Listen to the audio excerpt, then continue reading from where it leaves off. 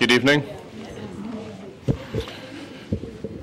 This is the Monday, June 6, 2011 meeting of the city's Human Services Committee. We have a full committee tonight, and thus a quorum. First thing on the agenda is to approve the minutes of the last meeting.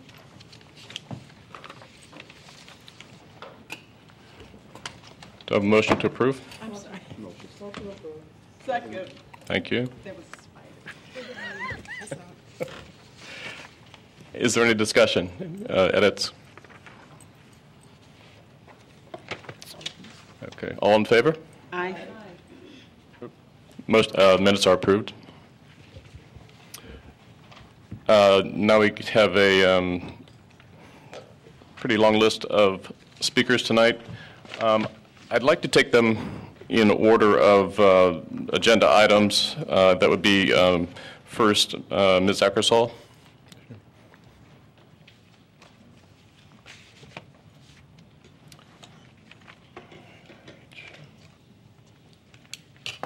Good evening. I'm Sharon Eckersall at 2519 Ashland in Evanston, and I'm here to address the budget and the bills for the township. First of all, under township bills, I noticed that a purchase had been made for equipment or furniture for the office, stating in the memo that the furniture was 20 years old. I know for a fact, as assessor, I saw that furniture purchased maybe 2 years before I took office. And I was in office, I think, 3 terms. So I feel, even though it's used furniture, I don't think it's warranted with the budget problems the city has right now to put any expenditures out there. When I left office, the furniture was fine, and we had to make do with what we had. In fact, when I wanted a desk, I had to go to Fleet Jourdain in the basement to get one. Moving on to the budget, if you add up the 3 salaries that are proposed, the 33, the 53, and the 8, they come up to 90, which is more than my total budget when I left office for the whole entire office. I had one staff member making slightly over $20,000 a year, and I had to live within my guidelines. There are other items on that budget that are out of proportion for the amount of salaries. When you have a budget of $152,000 and 90 plus is salaries, there is definitely something that needs to be done. And I'm recommending tonight to the Human Services Committee to put a freeze on all the salaries for the township until the city and the township can get back on track with the budget and the economic times. Now, the one person that was proposed a big increase, I would rather see it not done and to keep some of the staff members at the city. It will make city staff members upset to see the township is giving out raises in proportions as recommended by the assessor. Thank you. Thank you. The next agenda item to be addressed is the project for public spaces. We have one speaker. I'm going to be, it's Belen. I'm sorry.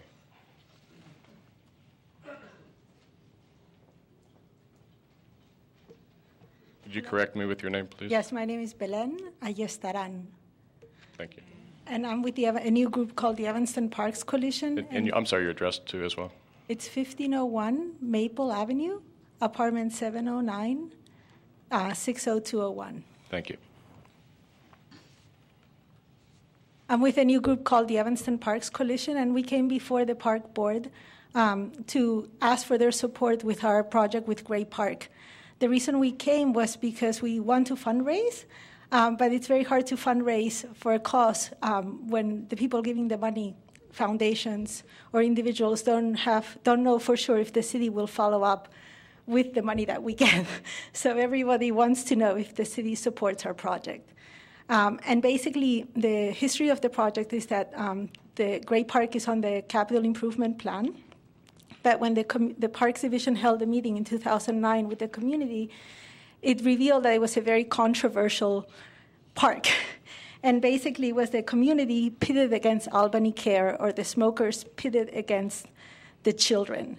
And what we want to do is help the city reframe the problem into really, and really help the city and the community see that Gray Park is part of a bigger system, which includes all of Main Street, and that it's really it's not really just a neighborhood park, it's also a public space on Main Street. And we think it's timely, especially since Robert Crown is getting redone, and also because the Economic Development Department has taken on the revitalization of Main Street, and there's possibly an office tower going on. So that's one part. And the other part is that the park is kind of sort of a concrete project for tackling a more intangible issue, which is the relationship with Albany Care. And so it's about giving, and it's been really Albany Care that sort of has that area depressed. And so the park provides a concrete vehicle for which to sort of help Albany Care improve its community relationships and address in concrete ways the problems in the neighborhood. The Evanston Parks Coalition showed the park board the proposal from Project for Public Spaces, which is just a sample of the kind of community-based visioning process that could happen. Project for Public Spaces is a nonprofit that does urban renewal and addresses not just landscape architecture and public spaces, but also economic development, transportation issues, and sort of human factors, all of which come into play at Gray Park. And finally, Charles Gray was a huge benefactor of Evanston. He gave Evanston their first plot of land to build the library. He also gave them the painting that sold through Sotheby's for $900,000. His wife was president of the Evanston Women's Club. And now that we're going to be celebrating the 150-year anniversary of Evanston, it seems like it would also be timely to recognize his legacy to the city. Thank you. Thank you. We have a number of speakers for the final agenda item about the Evanston Golf Course. I'll call three at a time. Janad Ridsky, John McCarran, and Cassie Ali. I'm sorry.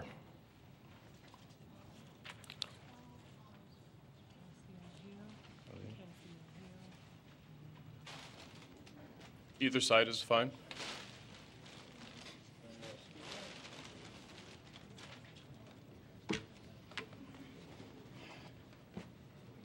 Does he golf?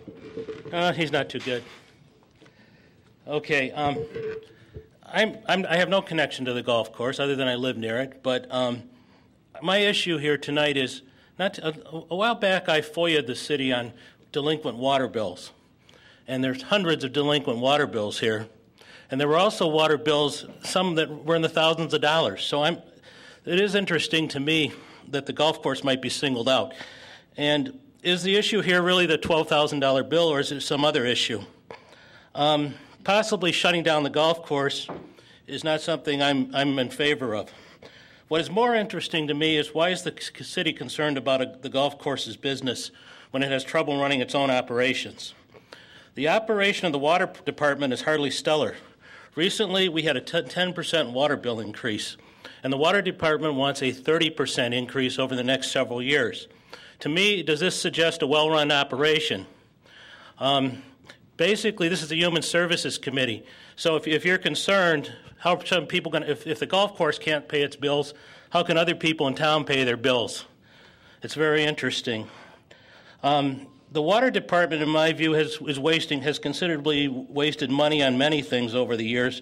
From the interconnect project with Wilmette, the engineering there was ridiculous. It didn't take a low bid recently. To me, these are issues that I have. The other issue that I think is really interesting that the taxpayers may not understand here is over $2 million of the water funds are taken and put into the general fund. So really what the city's been doing, it's basically not, it's using that money to keep the property taxes lower, but they're actually charging you on your water bill. So it's pretty interesting. The city's comment to all that is it's investment in capital, and that makes no sense. The most recent thing I heard coming out of the water department that I felt was really silly is there was a fire over at the transformer. There was a fire on their substation. And while I technically I have some issues, but the issue that I thought was interesting, the staff person suggested the city was 100% insured in this loss. Now, who carries 100% insurance? Either it's complete inefficiency or that isn't the case. So maybe we ought to talk about that at another meeting. But frankly, the golf course's bill of $12,000, in my view, isn't really $12,000. The golf course doesn't really have has very probably minimal fixtures and things for plumbing. So most of it goes on basically the lawn of the golf course or the greens. So my opinion of this bill might be $4,000 at best. Excuse me, you'll have to wind up pretty soon. Oh, okay, I'll wind up. Frankly, I hope council members don't show the same kind of lack of leadership on this issue as they did with the branch libraries, spending numerous meetings and wasting everybody's time as we go into the budget season. Given the city is $1.5 million to $3.5 million in the red here, I think the city shouldn't be so concerned about the golf course and really concerned about its own business. Thank you. Thank you.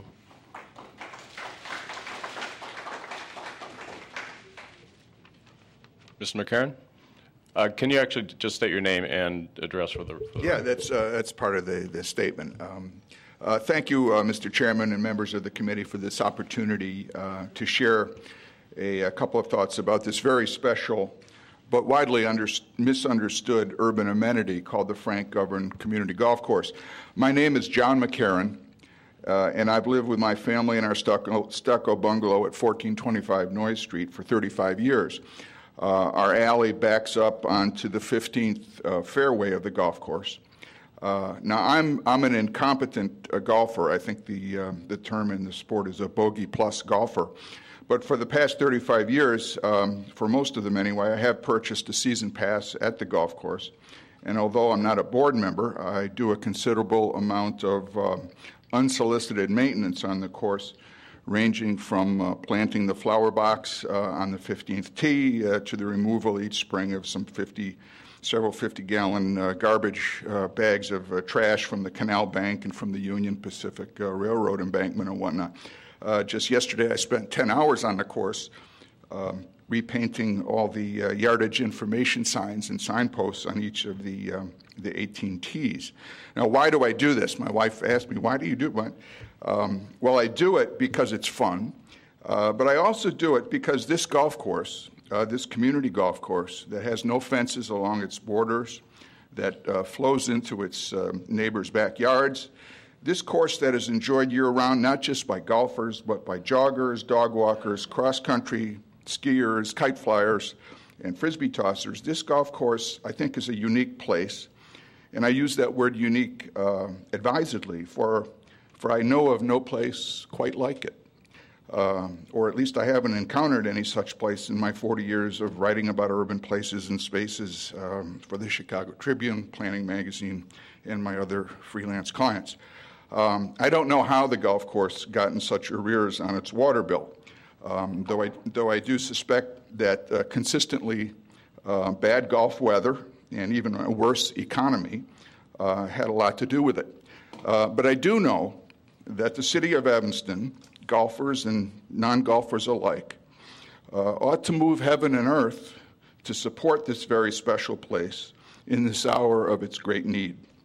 It may be that new partnerships are called for, partnerships with the university, with the hospital, with the CTA, the Water Reclamation District, maybe partners as yet unknown.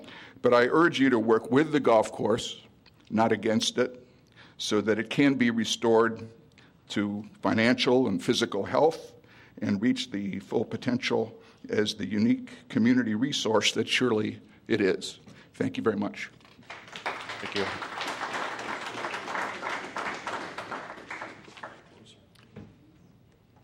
Hi, my name is Cassie All. I live on 1211 Grand Street and I am a part of the golf team. I just want to tell you I like the community golf club. It is very convenient for me and I am very proud that Evanston has a golf course and I would love to keep it as a golf course. Thank you for listening.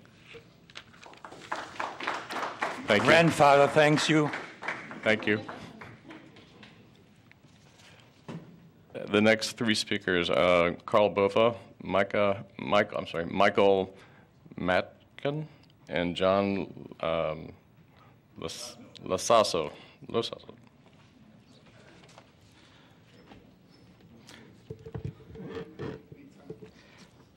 Carl Bova from 1322 Rosalie Street. I live about 500 feet away from the golf course. I've been a resident for about 30 years, and as Mr. McCarron said, this is a unique place. To get to the details, I'm going to look at just one item within this resolution and comment about it. And it's Section 3. And it states the city manager and corporate counsel will report to the city council on or after September 1st. And then further it says recommend possibly as late as December 31st. Recommendation to be effective as of December 31st. So if I read this correctly, and maybe it's a typo, that it is conceivable that the city can come back with its report on December 30th, and the golf course would be terminated on December 31st. That's my only comment on the resolution. This course has been operated for the enjoyment of generations of golfers of all abilities, all levels of ability, ages, and genders since 1919. The course must continue, in my opinion, preferably by this association. It took courage and hard work to start the course, operated through thick and thin by a group of dedicated volunteers long before the city ever dreamed of a volunteer service. The golf course brings countless thousands into Evanston for this unique form of recreation, spending money in our city. And I'd like to thank the Golf Association for this significant injection of business into the community. Open space, as it is suggested heavily within the documentation before you tonight, brings no one into our community.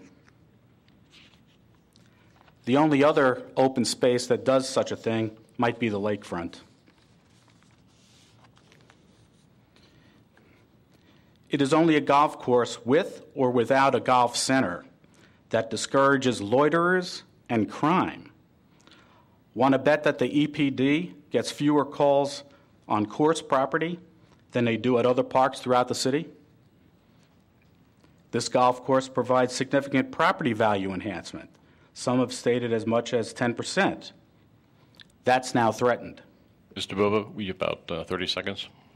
This is a community course, and the expectation for some kind of signature course, if that should be the case, is really not possible. The course has made income payments to the city in the past and would do so in the future. Course operation costs to the city, the course operation cost to the city is nothing. I'd compare that to any city facility at any time. In fact, the avoided cost of just mowing alone could be as much as $100,000. Thank you.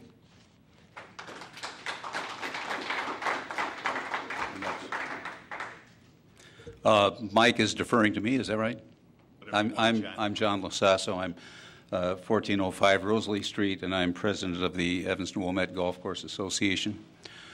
And it's been an interesting couple of years for us. Our budget problems are challenging, as are those of the city, and some of the challenges that affect us are the same ones that affect the city and other entities that are affected by the overall economy, and in our case, of course, even the downturn in golf. Golf as an industry has struggled for the past several years, and we're right along there with the rest of the other golf courses. But as Carl Bova suggests, we do have a unique place in the city here, and we want to be able to continue to be unique and to survive and thrive. Our objective is not to continue to operate trying to juggle deficits as we have for the last 5 years. And we're unhappy that we've fallen behind in our water bill by $12,000 for Evanston and about $8,000 for Wilmette in the past 2 years. But in those same 2 years, the services that we've provided by maintaining the course, even at in a situation where we are operating at a deficit have really displaced expenses to both these communities, whether it's $80,000 or $90,000 or $60,000 in the case of Wilmette. If we weren't there just mowing the lawn, forget any weed control or watering, would be a very substantial expense.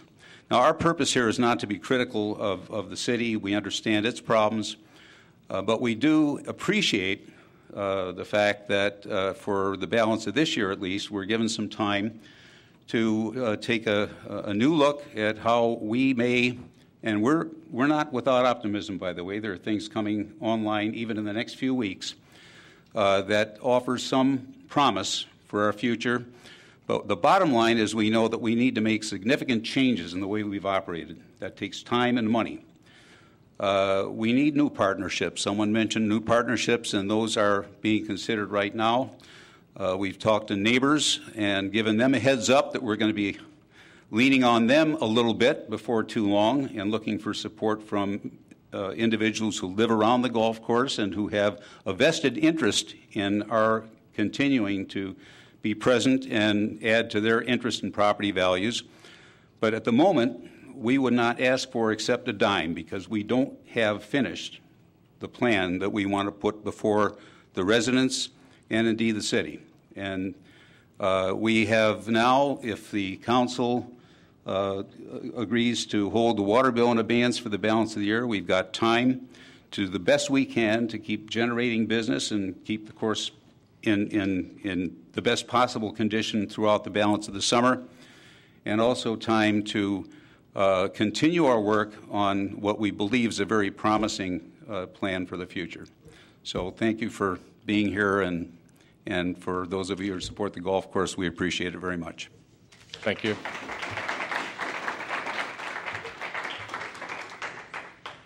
Good evening.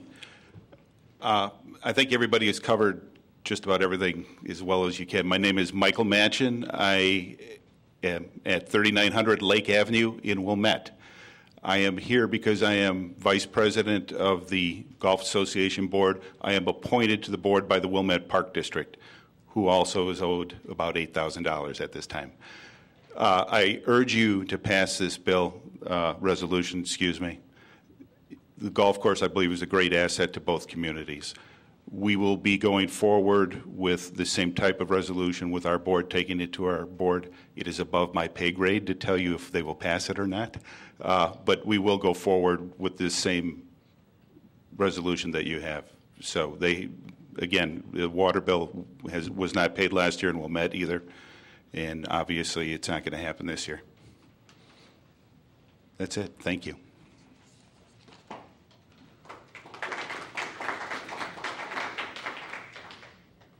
Thank you.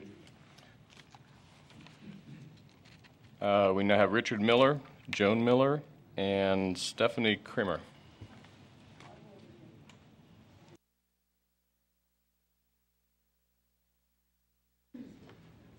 I'm Richard Miller. I live at 2338 Bryant Avenue.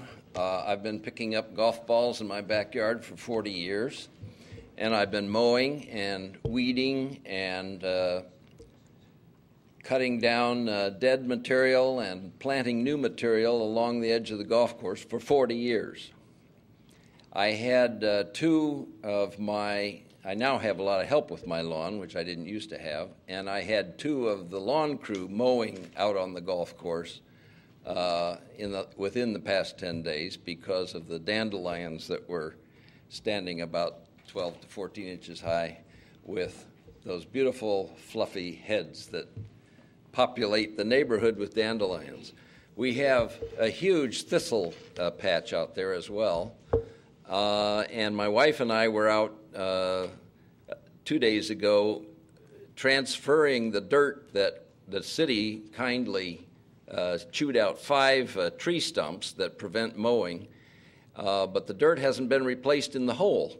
And so the mower can't be operated, and we were moving the dirt back into the hole. And one of our neighbors, who's across the way from me, came out and said she was going to help dig thistles the next day.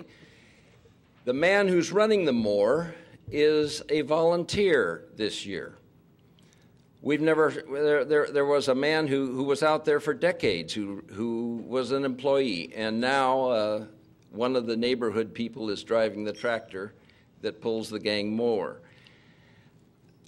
I am not here to grind an axe. I am simply concerned about what is in the wind. I don't understand the rationale behind this resolution. I certainly applaud everything that I've heard tonight. I particularly applaud John McCarron's statement. I too have picked up, I'll say tons, it has felt like tons of stuff off the golf course. And we've had a lot of trouble with the golf course over the years. We've had 1 month, we had 4 windows broken. We had a ball fill a room with shattered glass on Christmas Day one year. But we believe the community golf course in Evanston is a wonderful community resource, and we think we should do everything we can to protect it. So I am simply here to say I support anyone who wants to work toward viable ways of maintaining the open space, the groundwater recharge, the walking space, all the many things that go on out there. Occasionally a police car runs down the golf course, but that's very rare. We don't have very much trouble out there. And even sometimes people play golf. Thank you. Thank you. Thank you. Hello, I'm Stephanie Creamer, and I live at 2345 Bryant. I heard about this meeting yesterday. Someone put something in my door, and I am here because I want to make sure that whatever happens to this property is given serious consideration, and also consideration of what goes on now, which I think is a real contribution to both communities. So thank you very much.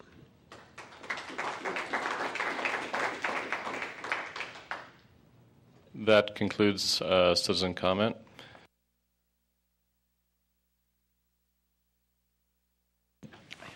Jane, Alderman Grover, you have a Thank you, Mr. question. Chair. I think now's a good time anyway to thank Commissioners Miller and McCarron for all their good work to beautify and maintain the golf course. Thank you, gentlemen, very much to you and your crews and your families. And perhaps at this point I could also interject all those neighbors who live along Bryant. I hope you would be amenable to the idea of opening up the 10th hole for football season parking to help generate additional revenue to support the golf course. I'll get back to you later. You'll hear from me on that. Thank you. Thank you. I'd like to move up on the, I'm sorry. This is very confusing. Alderman Fisk. Thank you. I'm wondering, Mr. Chair, if we might consider the 2 items, first of all, the golf course, and secondly, Gray Park, and sort of switch our agenda around a little bit. Yes. And then if we can do that, I have some questions. I'd like to actually first, before we do that, those items for consideration, address the Chief Eddington's list of issues regarding police reports. Does anyone have any questions or concern about those? No, and then we would go to Gray Park and then to the golf course? Correct. I just wanted to ask if we needed the chief to be here to answer those questions or to comment on anything, that we do that now before we get into a discussion of the agenda items. No? Looks like we don't have any questions. Thank you, Mr. Chairman. I appreciate the courtesy. Thank you. All right. So the first agenda item will be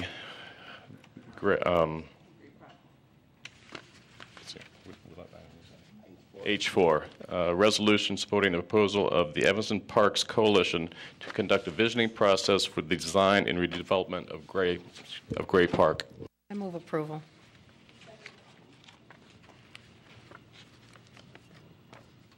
Discussion? Let's do it. Is there anyone here from the Recreation Board that wants to address it? Or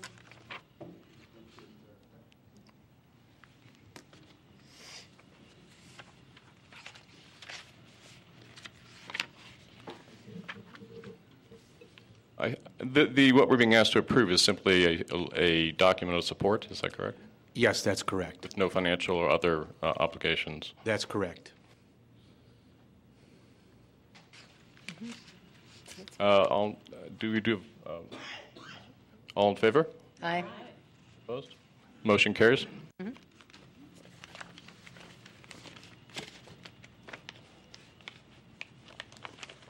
Item H5, Resolution 37R11, expressing legislative findings regarding the status of the city's sublease with the Evanston Wilmette Golf Course Association for the Frank McGovern Memorial Golf Course.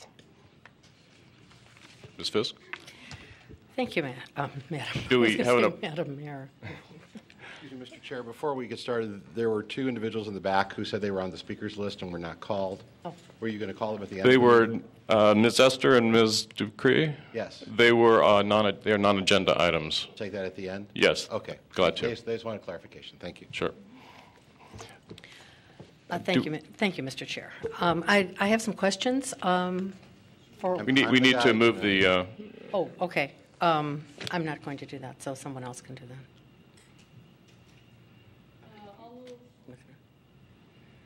For adoption of Resolution 70R11 regarding the city's sublease with the Evanston Wilmette Golf Course Association for the Frank McGovern Memorial Golf Course. But I will have a Discussion, Ms. Alderman Fisk. Yes, thank you.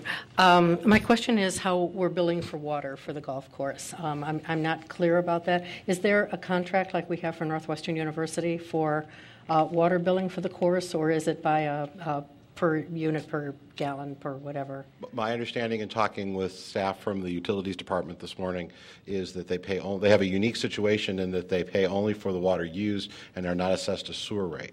So they're one of the few commercial, in essence, a commercial account that's only assessed for the actual usage. Okay. Can you tell me how it differs from what we do for Northwestern University? I cannot. Okay. That's information I'd like to have. And I'm interested also to see if you can find the same information from the Village of Wilmette, how they bill for water in the part of the golf course that's in Wilmette. I think it's clear to me that the services provided by the volunteers at the golf course, in my mind, clearly offset the amount of the water bill that's due. And I would like to look at that with the idea of forgiving the water bill based on services provided. So I would like to gather, I would like you to gather more information on that. And Mr. Chair, Alderman Fisk, if I may, the reason the issue is before you this evening is not in any disagreement with the merits of the course. We do not have the ability to continue to provide water without payment. As one of the public speakers mentioned, we do have many accounts that have monies due to us, some of them as much or more than this, but those accounts no longer receive water from us. So part of the issue here is really a policy question for the council. If you wish to make other arrangements for the water that's delivered to the Golf Association, that's something beyond my power as city manager. Right, and I understand that power lies with the council, and we certainly can do that. But I think in order to bring that question to council, we need the basic background information. Certainly. That would be helpful. Alderman Grover. Thank you, Mr. Chair. I think the issue of the golf course has been a continual subject of conversation since I've joined the council, and I own a golfer, and I buy a season pass every year for him to golf, and he complains to me that it's one of the worst courses he ever golfs, but he loves it because he can walk there with his clubs. I don't know if we can all agree about this, but I feel as if the highest and best use for this property, this Metropolitan Water Reclamation District property, is a golf facility. I just don't know how we build a better golf facility such that it generates revenue so that we're not looking at annual arrearages and water bills, and so that we keep the space well maintained, even better than it is now. From what I understand reading the memo, the city is not in a position right now to undertake the costs of maintaining this property either as a golf course or simply open space, that those costs of maintenance would outstrip easily what the arrearage is on our water bill.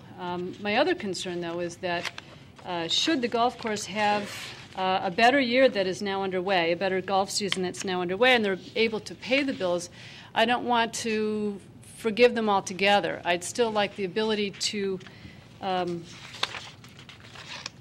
collect on water service charges, that is, reserve the right to do that for any water bills incurred between now and the end of the year. So I would be proposing an amendment to the resolution, Section 4, page 3, that right now reads, the city agrees to hold in abeyance all past due and owing water service charges of the association that are payable to the city. Further, the city will not seek payment for any water service charges incurred by the association from the effective date of this resolution through December 31st, 2011. I'd like to amend that second sentence so that it reads, further, the city will not immediately seek payment for any water service charges incurred by the association from the effective date of this resolution through December 31st, 2011, comma, but expressly reserves the right to do so. That is, I don't want to give up our ability to collect water bills should the circumstances of the golf course change for the better, which is what we're all hoping for.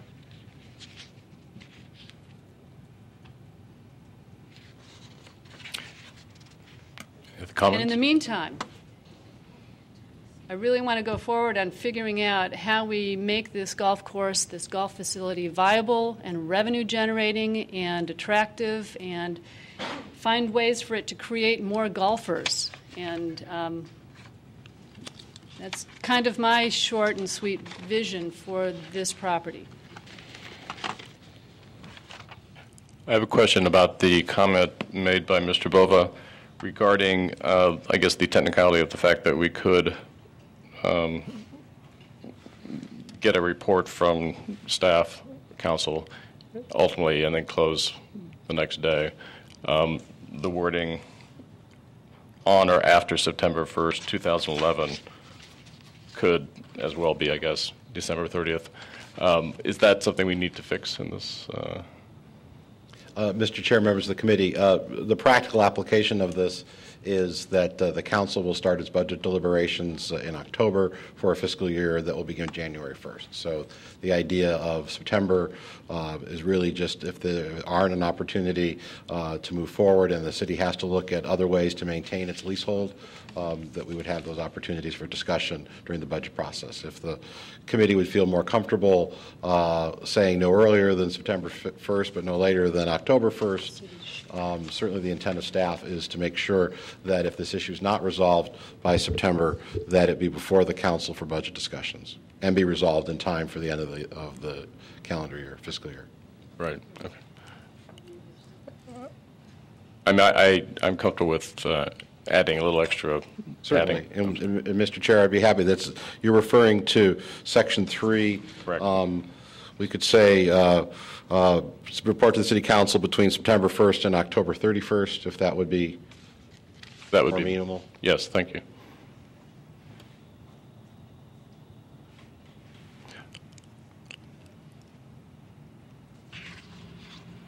Alderman Fisk? Thank you. Now I'm a little bit confused.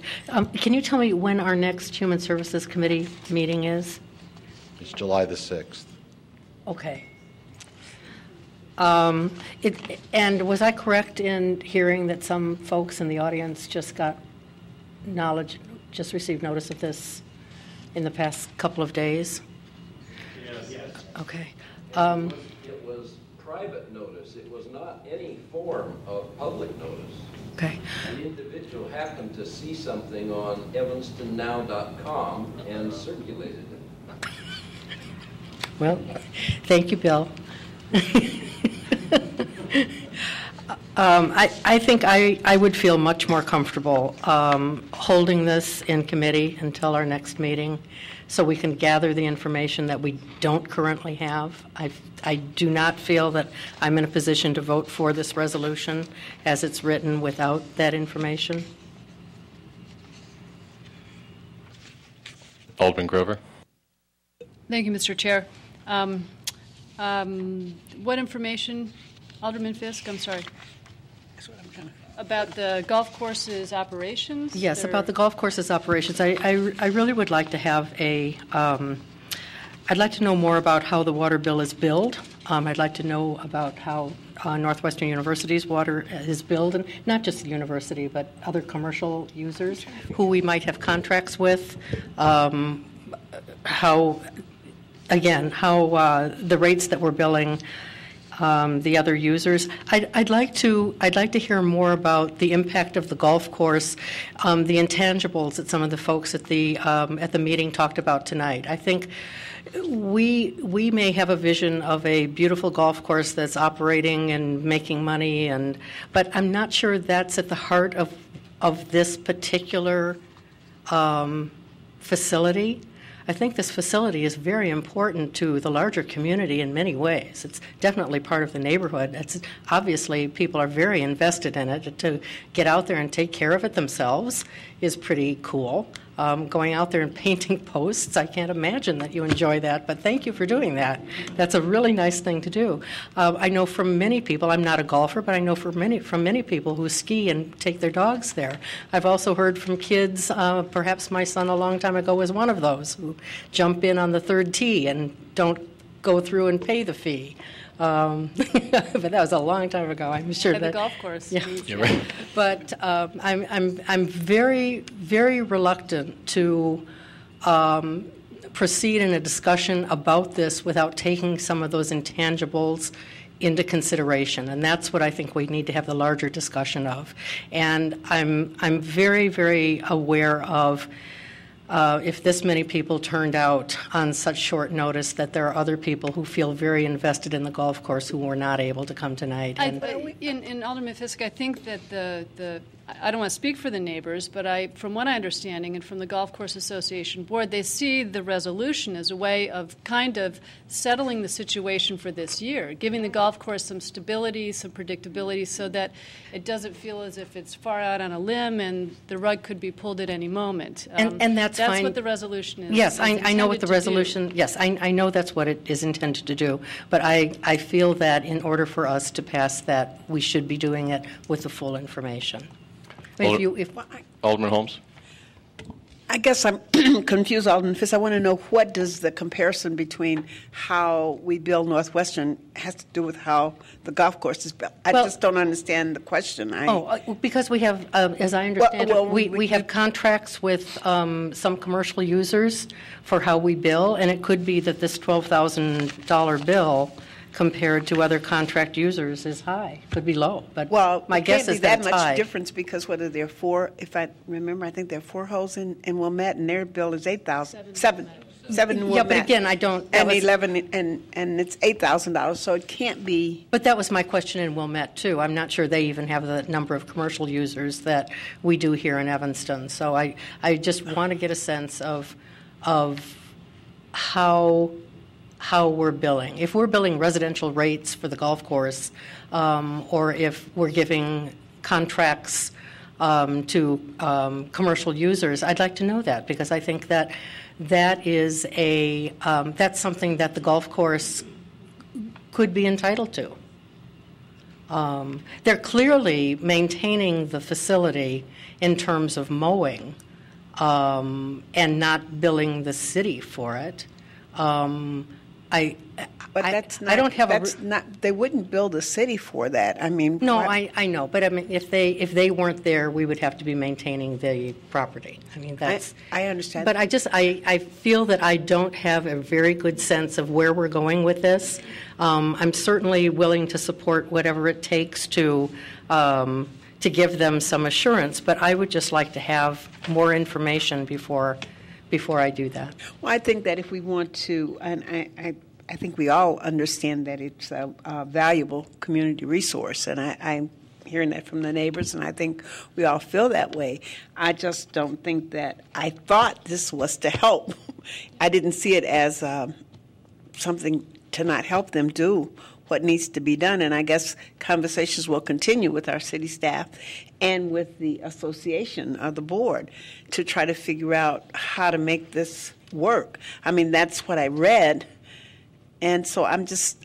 Seems to me that there's uncertainty in this that I don't feel comfortable with, and I'd just like to have more information. It's fine with me if the committee wants to go ahead with it. That's my own personal feeling, is that I would feel more comfortable before voting on the resolution. I think it would be useful for the committee, even if it passes the resolution tonight with these two amendments to the two sections, still to get information about the golf course operations and to see how this water bill fits in with other expenses and what the revenue projections are for the golf course. So, could I just add, yes, too? I think, if I'm not mistaken, when I heard the gentleman speak, who was the president, I believe, who, I was just sort of, maybe I'm reading into what he was saying, but I would assume that there are other bills as well, or other things that, that they have to take care of. And so maybe in doing this, we might be helping them to figure out how to make this a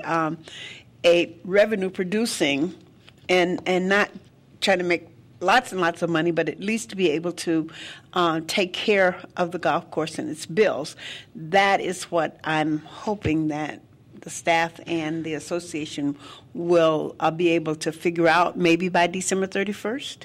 Well, I guess I'd like to hear from someone who's the spokesman for the association. Mr. Lasasso is the president. Okay. You could come up to the microphone since we're on television.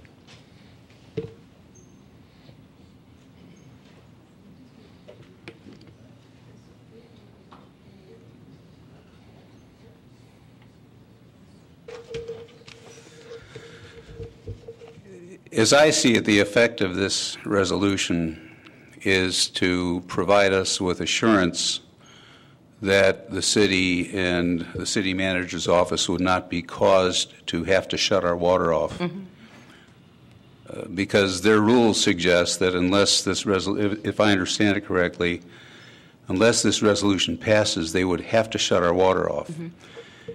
And that would make it very difficult for us to continue to attract golfers. We've had plenty of water so far this year, which has been a problem. But the resolution, and we could pick at some of the wording and so forth, but bottom line, it's very important to us. And our future is by no means assured. And I like what we're hearing here tonight, which seems to me an interest on the part of everyone who's spoken on finding a way to keep this going. And that's our objective, too. We've had some rough years, but that doesn't mean we're throwing in the towel. But taking the pressure off now on the water bill would be a very, very important thing for us. Okay. Do we need to? We need to vote on the amendments? Yes. Is there a motion to introduce, or we introduced two amendments to Section 3, the extension, or actually the terminating date, October 31st, for the city's findings. And then in Section 4, the city will not seek immediate payment for any water service incurred by the association through December 31st. Correct? But expressly reserves the right. Well, wait, could you read that again to me, the Section 4?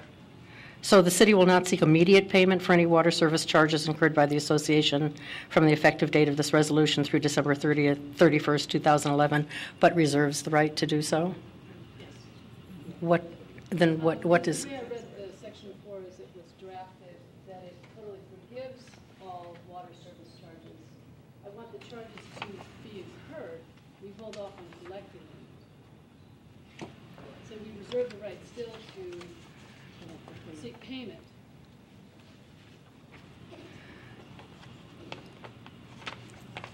I sort of think that contradicts.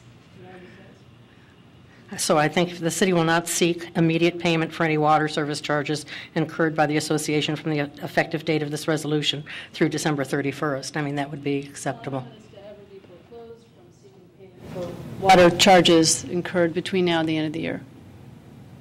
Because the way I read it, it looked like there was free water until the end of December, that we would never have any chance of collecting it if circumstances changed at the golf course. Oh, okay, that's not the way I read it, but...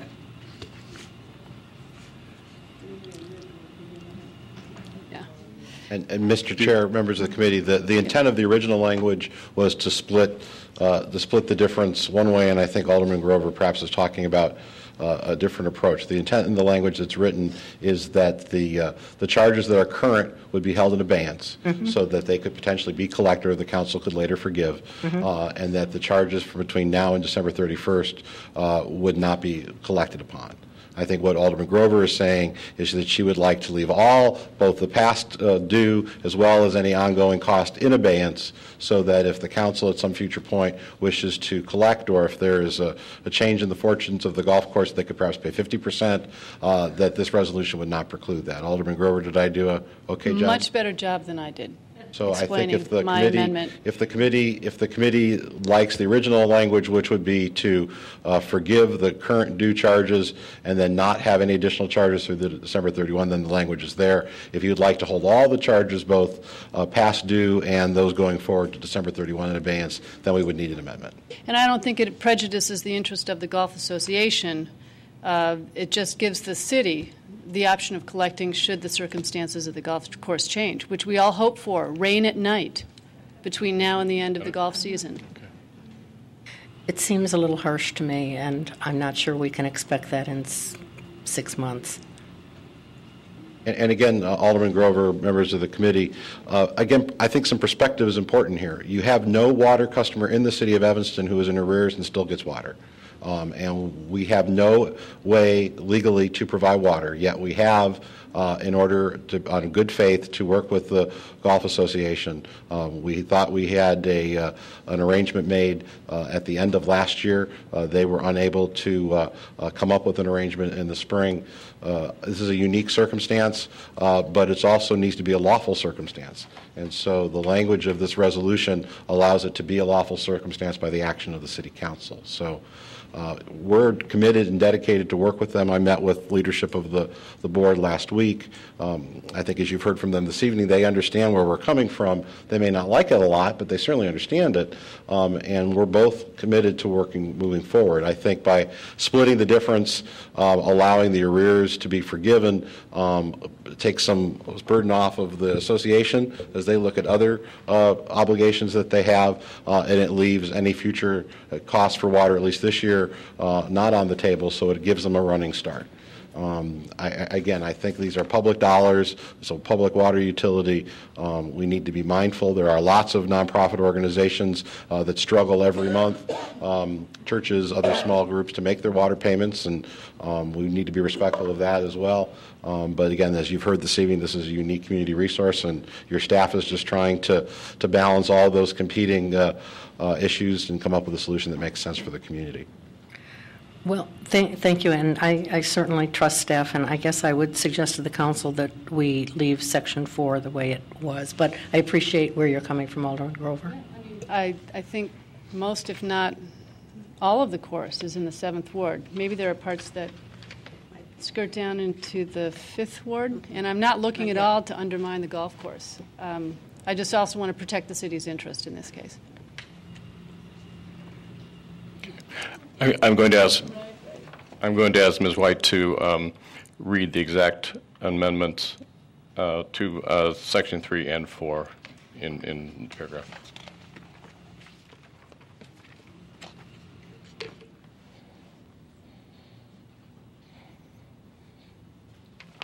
Alderman Grover, please correct me if I'm incorrect. Section 3, the city manager and corporate counsel will report to the city council on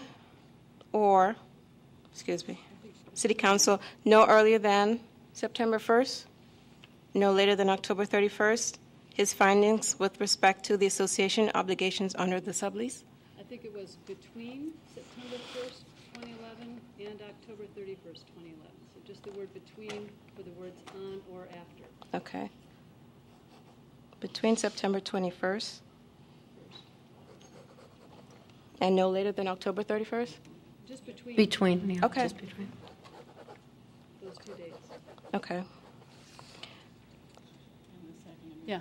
And the second amendment, Section 4, second sentence, further, the city will not seek immediate payment for any water service charges incurred by the association from the effective date of this resolution through December 31st, 2011, but expressly reserve the right to do so. Yes, ma'am. Okay, thank you. We need a motion to approve as amended. I move the amendments. We'll have a roll call vote. Alderman Fisk? No. Alderman Braithwaite? Aye. Alderman Holmes? Aye. Alderman Grover? Aye. I vote aye. So the motion carries. The amendments carry. Do we need to vote on the actual motion? No, the motion. The resolution. Resolution 37-R-11 expressing legislative findings regarding the status of the city's sublease with the Evanston Wilmette Golf Course Association for the Frank McGovern Memorial Golf Course as amended. Again, a roll call vote. Alderman Fisk? Aye. I thought we had to move. I'm sorry. I'm sorry. I thought we had to move it, so I was going to. Oh, okay. I think it had been moved in Yeah, second. we moved it first. Okay. Yeah. Alderman As amended. Braithwaite? I vote aye. Aye. Alderman Grover? Aye. 5-0. Thank you.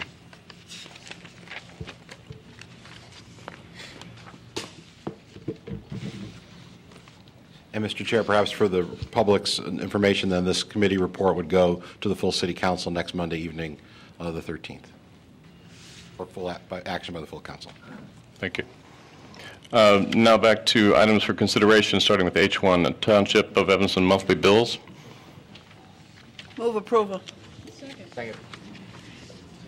Is the discussion? Roll call. Yeah. All in favor? Aye. Opposed? 5-0.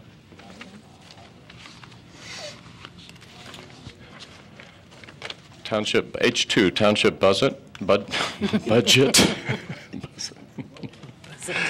Is there a motion to approve? This was held over from committee the last time, and we have further discussion regarding the budget. Can we first move approval? I'd move approval of the budget. Yes. Okay, Alderman Holmes moved, and Alderman Braithwaite second. We have discussion about the township budget. Make it Oregon.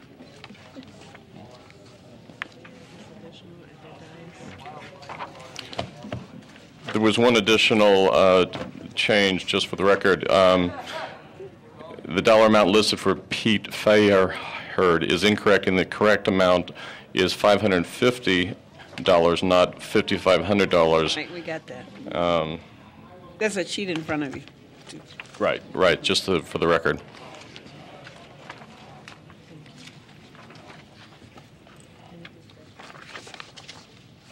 I believe there's discussion. Alderman Grover? Thank you, Mr. Chair. I do have some questions, and want to thank our supervisor and the assessor for providing the additional information since our last discussion of the budget. Director Thomas, I think it is on. Can you get a little closer? Thank you. I'm not good with microphones.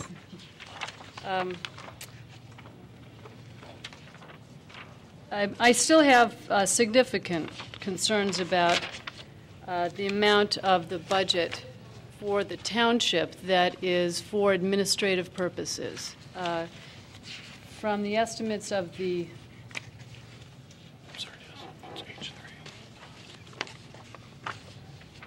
staff time spent on administrative versus direct program services, I think by my guess, based upon last year, it was about 37%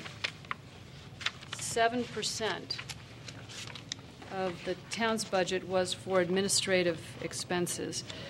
I compared that to a nonprofit where I used to work, the Evanston Community Foundation, which has a similar budget of about $1.5 million and similar employees, but an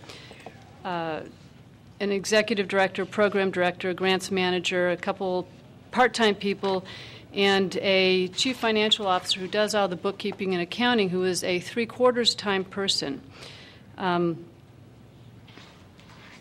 it sounds as if from the job descriptions, in three-quarters of a time, the amount of time that our township's office manager and human resources director spends, and the administrative assistant on the township's administrative function. And the foundation has, in the meantime, a significant development in fundraising machinery, and yet its administrative and fundraising expenses as a portion of its budget amounts to 19%, and that's with a full-time development person. Whereas our township has no development fundraising requirements, yet by my best guess, my estimate from the information we had, 37% of the budget is for administrative.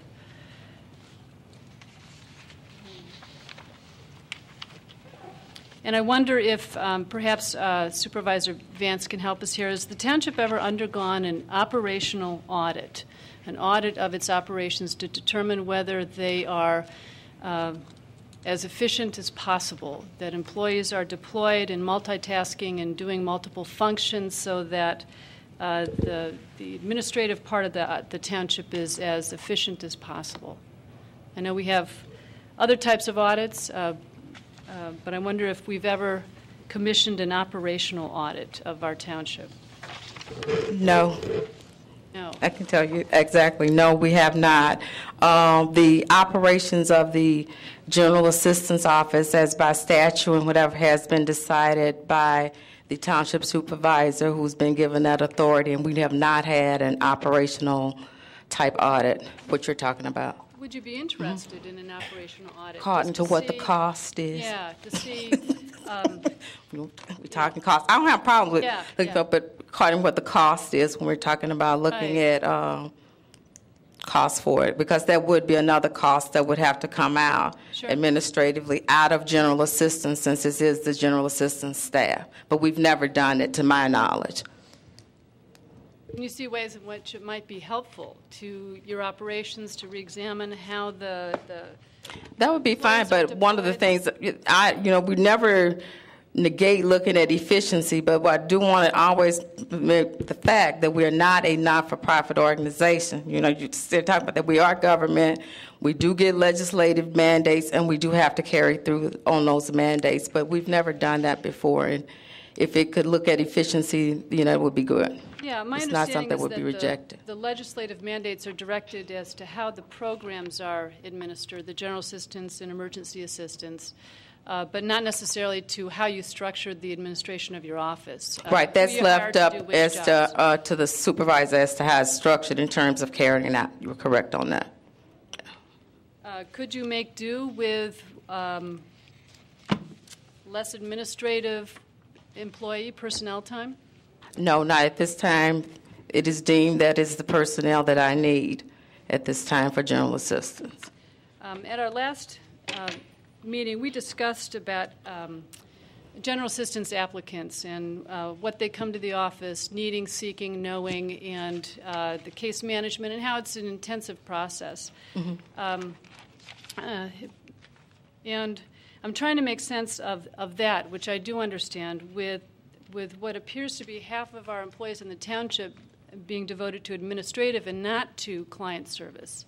So I understand why we need employees to work with our township general assistance clients to make sure their applications are in order, that they understand the process. I'm still not sure that we need as many people running the office as much administrative time. One of my questions the last time around, the questions that were returned to us had to do with, and thank you very much for all this good information, had to do with successful and unsuccessful applications for general assistance. And maybe I wasn't clear enough in my question. What I really meant was how many applicants come to our township to apply for general assistance, and they walk out the door either because they've changed their mind or they start down the road and figure out that they are not eligible for general assistance.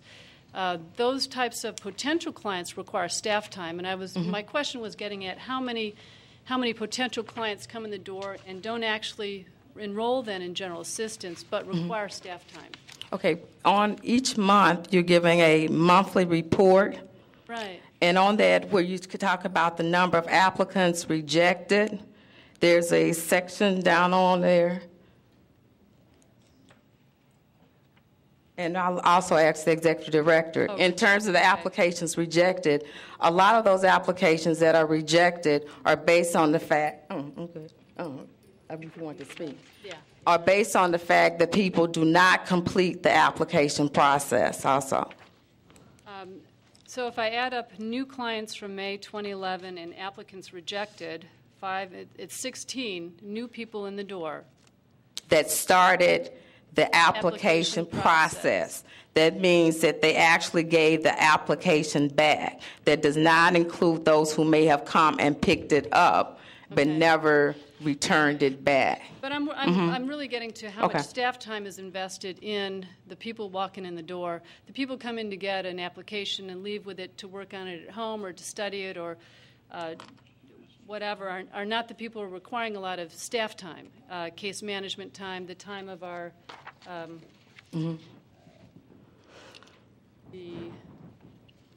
the EAS manager, caseworker, and the EAS administrative assistant. Those are the people who primarily handle the applications? They primarily handle applications for EAS, but also for general assistance also. The process, let me explain a little bit about the process. The process is when a person comes in, the person cannot receive both EAS and GA. So it first has to be and make a determination that the person is not eligible for general assistance. Because if the person is eligible for general assistance, then they cannot receive emergency assistance services. So there is a possibility that one would come in and say, I have a delinquent electric bill, I want assistance with that. Through the process, if we see that that person does not have income and qualifies for general assistance, then the application process goes toward the general assistance and not the EAS. So is determination of eligibility a function of the applicant filling out forms and you plug it into a formula, or is this a one-on-one consultation? This is a one-on-one consultation that has to be done, and every piece of documentation that is brought in must be verified. So everything they bring in, we have to also go through the process of verifying to make sure that that information that they gave is accurate, is correct, and before that process. That's why the window for the process can be up to a 30-day period according to the law, because there is some other investigations. For example, and Ms. Jean Paul, you can come in anytime you want. For example, if a person, comes in and they were an ex-offender, one of the requirements as a part of their parole also is that they have to participate.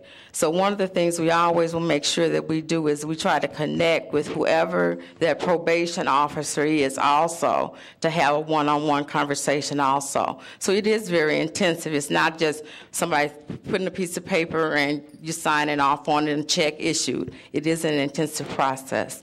Right. So you're working with kind of a checklist. Oh, yes. Emergency assistance, general assistance, are there other programs this applicant could be qualified for? When an individual comes into the office manager and the EAS, well, anyone, because we're all cross-trained to do every aspect of the office. Caseworkers got to be able to handle the front desk, answer the phones, answer questions for any person that comes into the office inquiring about the program. Okay, when they come in, it's a one-on-one screening process that the office manager and the emergency assistance admin individual is conducting with that applicant to find out what their needs are. A lot of time, people come in and don't know exactly what the Township of Evanston does. So they come in because they've been referred from another agency saying that they can get rental assistance, or they can get general assistance. Even Department of Corrections refer people to us when they getting out. So we have to explain to them what we offer and try to assess what they need based on what we can provide. That is when they walk through the door. That is time consuming because the individual don't know why they're there. After that, we give them an application, they complete it, and then there's paperwork based on that application that we have to provide them to double check that they're not receiving any other source of income or if they don't have any assets. If they haven't received general assistance in the last 12 months or whatever? No. If they received any, there's no limitation on general assistance. If they receive general assistance, well, if they indicate from their address, because we have on our application, we want to know the last previous addresses that they reside at.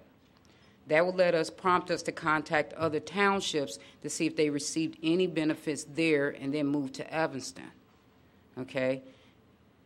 Once we determine that they qualify and the paperwork is brought back in, we check with the unemployment office, we make sure they're registered with the Illinois Skill Match, we double verify their residency, we do their background check. That file is then given to me for a second review. Once it comes from the front line, it comes to me for a second review to make sure that we have all the information. I make notations to caseworkers what they need to follow up on before I assign the file to the caseworkers. The caseworker gets the file, and then they follow up with the clients one-on-one. So that's the process of the application. Once they interview them, assess what their needs are, assess how we can assist them in getting back into the workforce or to refer them to another social agency for service. We then have to conduct a home visit. We have to go out to their place of residency to make sure they live where they live. Double check landlord with the Cook County Treasurer's Office property ownership to make sure the correct owner is completing the forms. And then we put them into a program. Now, all that we do is you can say, you can't really mark percentage-wise how much is marked toward program because everything we do is geared to put them into the program. Then we have to monitor them, their activity and participation, cooperation in that program. So on the flip end of that, we have to make notations. So it's admin and program services where you can't really divide the percentage-wise because what we do administratively is to promote the program. Sorry if it took too long. So the number of clients then in a month, in a typical month, looking at the last 3 who go through this one-on-one intensive process ranges from 16 to 18 in the last 3 months? The number that have actually got on, the new cases, are on a month, but that's weeding out 5 or all 6 new cases. But I'm talking about the applicant. I'm including the applicants who were rejected, who might have gone pretty far through this process. Right. Some of them will go through that process because they can be rejected by not bringing back the paperwork, so that's not a complete application. But we have to store that information until the 30-day period for them to bring it back. Some will bring it back, and then once they get to the caseworker or to myself, they may get rejected or denied at that, not rejected, but denied at that point. But they still have to go through that whole process of the intake, the review, and other paperwork. We will have to go through that process and to assess the client's needs. So it's about 16 to 18 applicants a month who begin the process. Some are successful, some of them are rejected. not, but that's not including the people who come in or the ones who call. But the one-on-one, the intensive work with our caseworker and initially, the case coordinator and the... Could be that, but we still have the 93 or the 100 and so cases that we still have to work on, in addition to those that are new. The active cases that still require the monitoring. Yes. Alderman Fisk. Thanks. If it's appropriate, I had a question for Bonnie Wilson from your memorandum dated June 3rd. You referred to Nick Pavletic, is that how you pronounce his name? That he's been working with the Brinshore Development LLC by helping them. And I'm just curious how much time he's been spending on that. I'm not in the office all the time, so I can't say exactly how much time he spends with them. Okay. I know I was in the office not that long ago when he was on the phone with the attorney and the development, talking maybe for 20 minutes or something. Okay. That's. What do you? No, I'm just curious as to how many properties actually he's working with them on. Oh, and just the whole development. Okay. He's just every single one. Every single one of them. Yeah, every single one of them. Okay. Yeah, I mean, he's just helping them.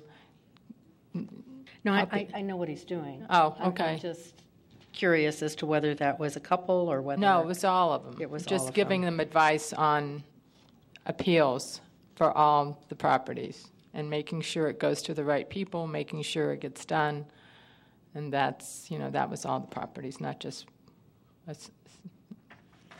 a few of them. Okay, so that's a task though that will not be recurring next year. This is a one-time. Well, yeah. Shot for him. Right, but if he if anything else comes up through the city that they need help with, he's there to help. Right. I just I was assuming this is an unusual task, and I just wanted But to. he took it upon himself. I mean, when we went to talk to Sarah Flax about this development, we asked them what we could do to help, and that was that is the way we could help them through that. Tell them my light's on. So, Alderman Tindem, may I speak? Yes, Alderman Holmes, please. I'm just going to ask Alderman Fisk. Alderman Fisk, I'm assuming you're referring to this because this is $118 million that will be gone once these 100 properties. And it's only 100 properties that could be done. Well, if these properties stay vacant for a long period of time, they have to be sold. The grant has when we have to 2013 to get this done. Right, so I know. So in 2012, if they're still vacant, we can still help them, make sure that they're identified as, the assessments are identified as vacant property and make sure that. How much time does that take? I mean, actually, I don't even want to get into this conversation, but I mean, that's just. That's just one of the things that he does. I mean, it doesn't. An hour a week or something, or a couple hours a week. Right. But it's and it's very much appreciated. Believe me, I understand that. Could I ask one more question related to this? Has it been the function of the assessor in the past to write letters to mortgage companies? I don't know because I was never trained. I don't know what. I don't think they did it before. But I can't speak for the previous assessor. Okay. But then the difference between the assessor and the deputy assessor in terms of we have no idea whether the assessor or the deputy, because there was a deputy assessor before, right, did this or not. Right. I don't. Right. I'm wondering if we're doing more than is necessary. That's my question. What's not necessary? It's about, for example, writing letters to mortgage companies for 89 taxpayers to lower their escrow amount. It's 92 taxpayers now, and it's helpful to these taxpayers because we know what the assessments are going to be in the future, or have some sense of what they're going to be. So we're helping the taxpayers save on their monthly mortgage payments. I understand exactly what you're doing, but my question is whether you can give the taxpayer that information and the taxpayer can make the call to his own mortgage company, whether that's a task that really needs to be. Well, I know that other townships do that because as I said, if you remember that I visited other townships when before I became assessor. And I know that other townships are also writing letters or calling mortgage companies, explaining that they're about their escrow, about the amount of escrow that they have to pay. Okay.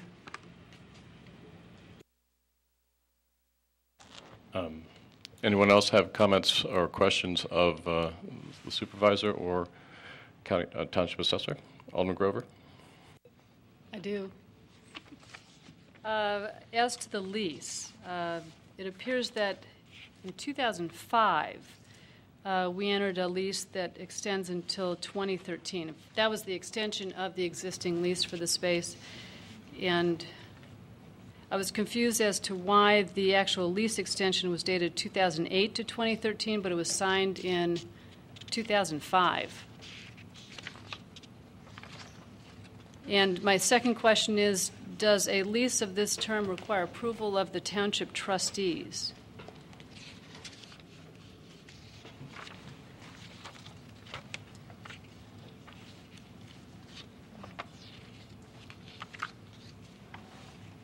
Okay, now, again, what was your... The lease extension agreement, A, is dated March 1st, 2005, but it operates to extend the lease from October 1st, 2008 to September 30th, 2013, with the same fixed annual base rent of $52,605, signed in 2005. So more than 2 years, 3 years before the actual lease extension term. I'll have to take a look at that. My guess is that they wanted to do a 5-year lease and then a 5-year extension built in. If I'm not mistaken, it was to identify when prior to the lease expiring to take on the extension to extend it for the 2013, if I'm not mistaken. I'm wondering if we have the complete lease and its extensions here then.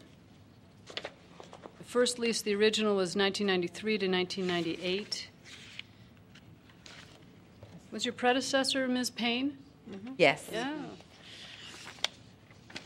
So we've been paying 1993 rent for that space. Right. Ever since. And then the next extension, though, it jumps from 1993 was signed through 1998, and then it goes to, it must have been on a month-to-month, or there was an informal No, it had to agreement, be a okay. lease, so let me So maybe there's another go back. Maybe it didn't get in the, extension missing here. right. So Okay. let me check that. Thank you. And the other question was, does securing a lease for township property, does that require approval of the trustees? Or is that supervisor's discretion? It was my understanding that because the lease was for the Township General Assistance Office, specific, that it only required that signature of the township supervisor. Well, it only had the supervisors on that in 1993. Yeah. Another question was, yes, I'm sorry. Jane, where would it say that normally about requiring I don't township know. trustees? I don't know. I'm sorry, what was the question? Requiring township? We're obligated under lease to 2013, another 2 years on this lease. But we as council members approve leases all the time. And I'm wondering about your question, why the trustees were not asked to. Maybe we can ask our township city council to. And maybe she can go back to when the lease was signed in 1993. Find out if they had a reason then, or if Right, because I do know the basic reason why the township did move in 1993. That I do know, because of space. Here, no space being made available to the township, and the supervisor moved the space, so I do know that. So we're needing the complete I'll look. number of lease extensions, and then perhaps a question to our council as to whether or not executing a lease such as this requires trustee approval. Ms. Aganis, I believe, is that correct? Would like to address this, I believe. Yes, thank you, Mr. Chairman. I just wanted to inform the committee that this question was referred to the Corporation Counsel's office late last week, and we are investigating the matter, and it's a combination of the township code as well as the lease itself, and we're making sure that we have each and every part of the lease and extension as we're doing this evaluation. And also, we're working with the township code, which, as you know, can sometimes be less than straightforward in that it was drafted primarily for township governments that are not coterminous with the city government in the manner in which ours is set up. So we just want to make sure that we have paid attention to all those details before giving a final opinion on that. But we hope to have some information for you very soon. Great. Thank you. That would be we don't meet again for another month. We need to actually move this along tonight to the council or township. And have to move it to the council and be discussed there. Yeah. Could I ask another question? This may be kind of dumb. Is a township home rule? We're the city's home rule. We're not home rule. Township is township government throughout the state, consistent throughout the state. So what you're looking at here is going to somewhere have an answer for us, most likely. I'm not going to bore you anymore. Alderman Holmes. I'm sorry. I should have done this when Ms. Wilson was up. Alderman Fisk had referred to the June 3rd memo. And I just want to say again that, I moved to approve the township's budget, and I sincerely mean that.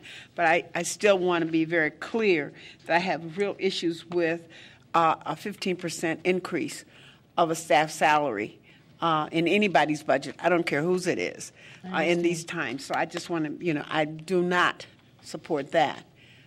So how do we work that out? I'm not sure, but I just want to be on record for that. Okay. I cannot approve a 15% increase. I took, as you might notice, I also took the budget down a little bit more since the last.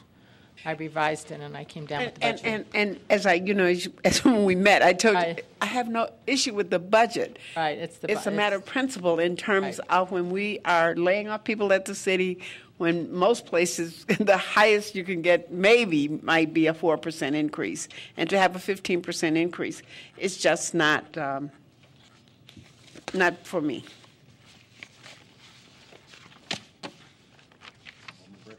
Can I make a suggestion that we move this to council? Mm-hmm. There is a motion to move it to council. I think the question that I have, considering so many unanswered questions and other concerns we have, can we move it with prejudice? Can we move it without approval? What is the best, maybe our legal staff can help us, what is the best way to move this to council without looking like we're just kicking the can down the road? What was the motion? Was the motion to approve the motion budget to approve. Or to recommend it? Oh, well, we could vote on that. We could vote on that motion, and if it fails, then there's another course to send it to council. For mine, that's mine. I think there are a number of issues. Okay, the motion on the floor was to move. It was seconded, and I will call the vote.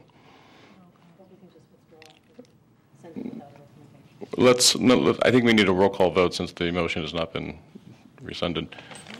Alderman Fisk? Alderman Braithwaite? I vote no. Alderman Holmes? No. Alderman Grover? No. Okay. It's 0.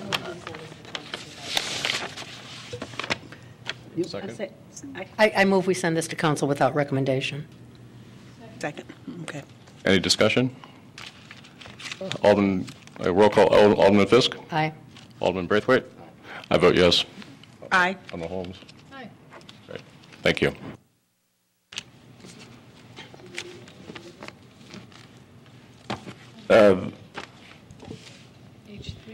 The last item for consideration is resolution 2TR-11, township identity. If our legal staff could address that and explain a little more what what this resolution is about. I'll move approval of the Township Identity Protection Policy for the purpose of discussion. Do we have a second? Second.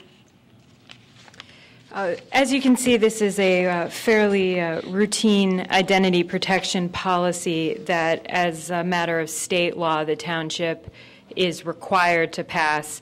And it's a very simple resolution adopting the policy, which is actually developed by the Illinois Attorney General's office. So it's an identical policy to what pretty much all municipalities throughout the state are doing. The reason it's before you now is because the legislation requiring that all local governments have such a policy in place specifically requires that such policy be in place by June 15th. So that's why it's here now. There's no particular problem that's been identified or anything. This is just a requirement that all local governments are subject to under state law. Any further questions? Mr. Chair, there were a couple of words missing from the policy that perhaps when it was revised and we added Evanston Township to it, and I didn't understand the footnote, the placement of the footnote. Anyway, as to the policy, I have a lot of editorial changes I'd make, but if it's the state policy, then we'll go with it. But the third paragraph that begins, the Evanston Township shall not, and then it lists 1, 2, 3, 4. And the first paragraph reads, publicly post or publicly display in any manner an individual's social security number. You need the word number after that with a period.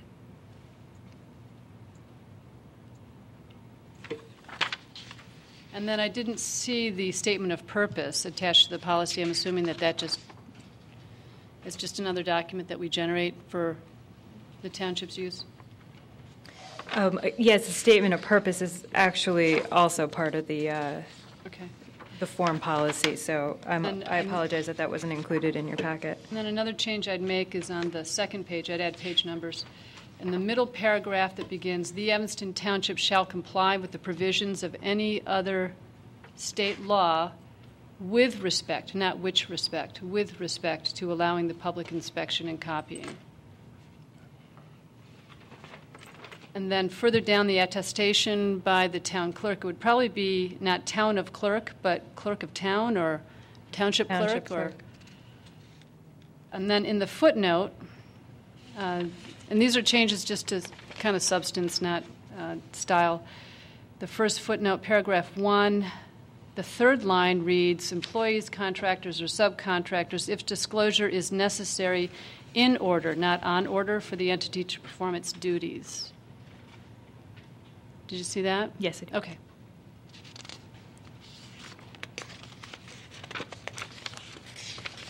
So if you have any doubt that I read this.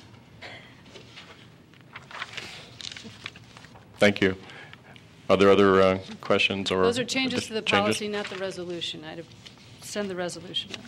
But yeah. Don't we have to go back and look and see what we got from the Attorney General's to see what is being changed? As far as I know, this is the version that we were sent, and that is also published on the Attorney General's website. But that's what I thought. That's what I'm saying. So I think maybe we'd better. Missing and wrong words and the. Yeah. We could refer that to staff. Yes, we can follow up on that. But it can go to council. Yes. If you can move it for discussion, and we can make sure that the correct and typo-free version is submitted in the packet for the council. That'll help keep us on schedule with the required passage date and make sure it's cleaned up. Thank you very much. Thank you. Roll call vote. All those in favor? Aye. Aye. Opposed? Thank you. Motion carries. We still have two more speakers that have waited very patiently tonight to address a non-agenda item. Madeline Ducree and Betty Sue Esther.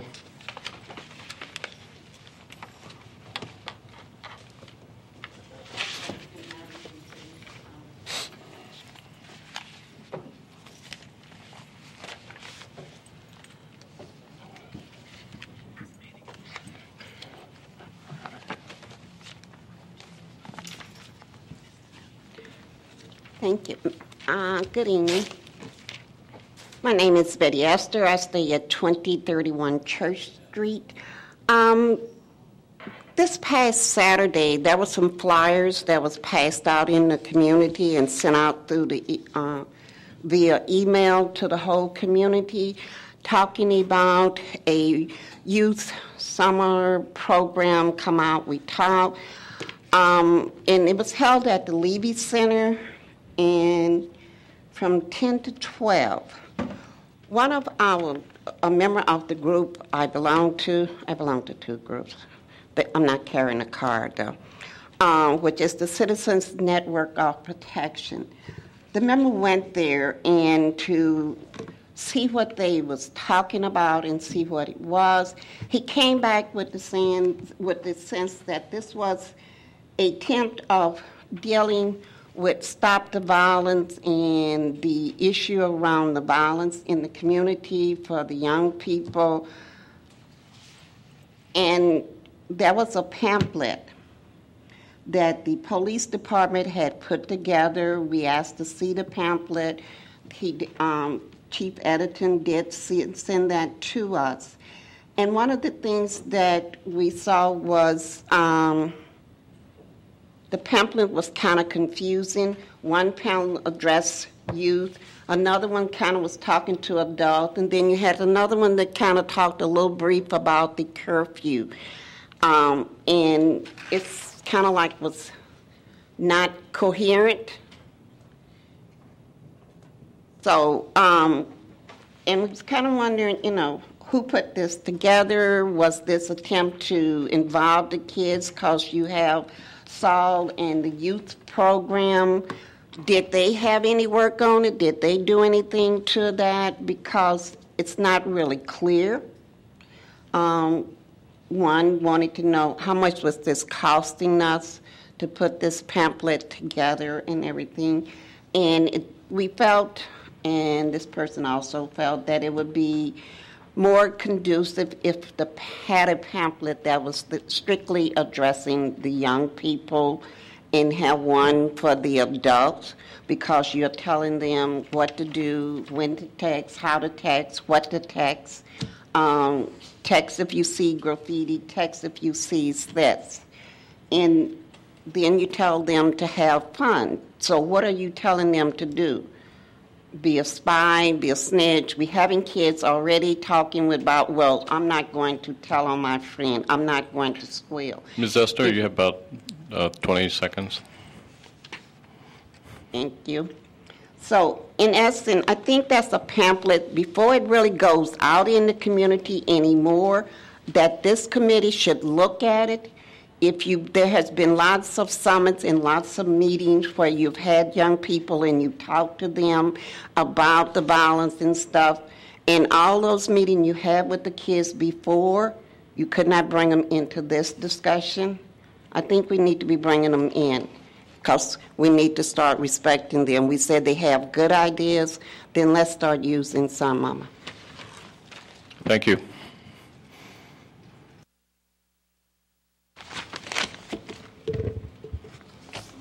Good evening, everyone. My name is Madeline Ducree. I live at 1929 Foster Street, and I would like to make a comment here on behalf of a group of colored people who believe in a network for equality and fairness. Our mission is to help people be aware of the facts that pertain to the inequality, and the unfairness in our communities. I would like to make a few comments on the Human Services Committee that recognize and help with the human problems within the city of Evanston. But first of all, I would like to thank the mayor for her efforts, the Summer Summit, which was last Saturday, in trying to bring about the Evanston community as a whole together to find ways to help and solve the many problems we will face this summer, or maybe we won't face this summer. But in any case, with all of our children, CNF as a whole believe we must work together to solve the many problems within our community. We must face these issues head on, and we must be honest and open about the causes and the effects of the problems. We would like for the Human Services Council to establish an organized open platform or a roundtable, if you wish. But nevertheless, we would like the Human Services to put together a group of people from the community to discuss the problems on race. And maybe some of our children will be able to solve some of their problems here in Evanston from all communities. Race meaning drugs that have to deal with race, police that have to deal with race, teachers, schools, financial issues, health problems, adult problems, parents' problems, our society, and our differences and indifferences that stems from race. We have a race problem here in Evanston, and we must adhere to it. Now, the dialogue on racial issues can be openly discussed and bring about a real diversity of people here in Evanston. Also, I would like to comment here, and this is not my comment, but this is what I felt, about the gentleman outside, who was outside, that we were waiting. He came out, I think his name was Mr. Kevin O'Connell, a Caucasian man, and he said, why didn't the council, the Human Services, let you all speak? That's not right. So of course I was sitting there, I said, you know, what is this? I'm talking about race tonight, and here's a good example of it. And I mentioned it to Betty. Betty said, Madeline, don't worry about it. We'll get our chance to talk. But I said, no, it is not right. And here is Mr. O'Connor out there saying it's not right. He recognized that. Now, here's one more thing that the community wants to know about. The CETA program. They're hearing a lot of talk over the Channel 13 about questions that the council here is asking. They want to know, is there going to be cuts, major cuts, that affect the poor people here in Evanston? We already have a health problem. Mr. Creed. Many of the people depends upon the services. Thank you very much. Thank you. Also, I would like to know if the City Council, the Human Services, will get back to us about this dialogue on race. Thank you. Thank you. Alderman Fisk. Mr. Gray, I think the chair was very clear that he was taking comments from folks who were speaking on agenda items first and then non-agenda items. So I don't think there was any intent to be disrespectful. See, here's the problem. The chief of police was here. That some of the things that you were asking about the youth here in Evanston, he could have answered. We are talking about a major problem here with children. Mm-hmm. And to me, you took no concern about it. But we are concerned about the children when they're out there shooting. No, So we must make time for these children. You have spent, 2 hours, 3 hours on CETA. We are talking about children here, whether they white, black, grizzle, or gray. Come on, folks. I'm sorry. I think we need to next time make clear that that there are agenda items that would be relevant to what Mr. Cree is wanting to talk about, and Exactly. that would be the review of the police complaints as the preliminary opening, the opening for the discussion, right? And I can't remember how many times Mr. Cree has addressed this committee as to that particular agenda item. It has. And brings up larger issues. So maybe it's just a matter of being specific when you sign up to speak as to a particular agenda item, or we can have staff talk to you. Was it a particular agenda item you wanted to address to make sure that you get heard at the beginning of the meeting? Yes, it has been the policy, and I did this at the last meeting to address agenda items first and non-agenda items second. Everyone should have a voice at this committee and this meeting, but I believe we have to take care of the agenda first and foremost because we have a limited time. We have people expecting to speak, staff staying here, the chief staying here. I want to get the answers, and I think that there has to be some order to it. Alderman Fisk. Thank you. I'd like to make a reference to our committee. I would like to hear at our next meeting from the Mayor's Task Force on Homelessness and have a report from them. This is a committee that I think has relevance for us now, and I'm not quite sure where they are and what work they're doing.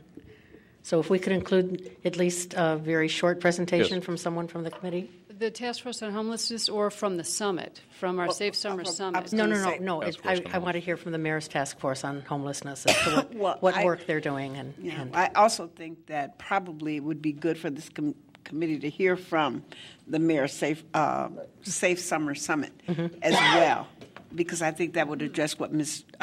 Decree and Ms. Esterbo spoke to, and we may very well have some reporting by then, because we'll meet again this week.